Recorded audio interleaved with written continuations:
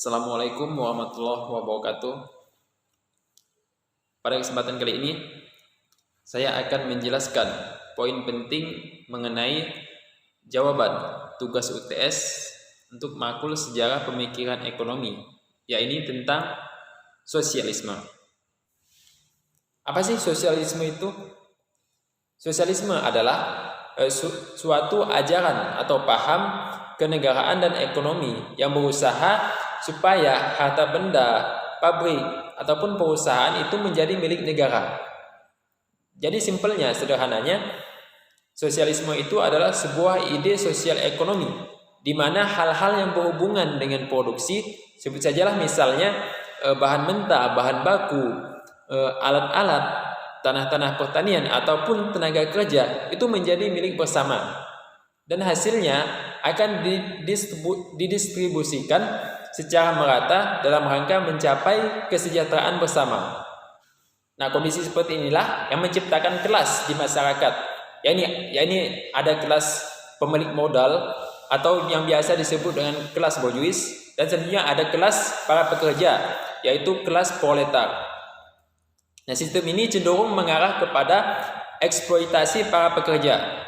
Nah, sistem seperti inilah yang sering dikritik oleh sosialisme dan mempropos ide bagaimana kalau dibentuk saja sosial ekonomi di mana tidak ada yang namanya kelas borjuis atau kelas pemilik modal. Semua alat-alat produksi kita miliki bersama. Kita semua sama-sama kerja dan hasilnya kita bagi rata untuk kesejahteraan bersama.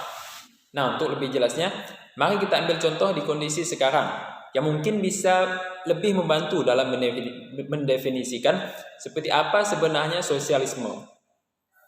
Nah, di sistem ekonomi yang kita jalankan sekarang, bisnis bisa terjadi karena adanya dua pihak.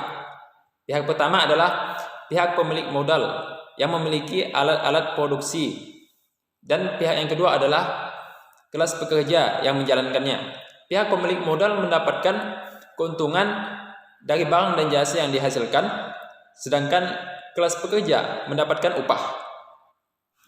Simpelnya adalah penghapusan kepemilikan pribadi untuk mencapai suatu sistem masyarakat tanpa kelas.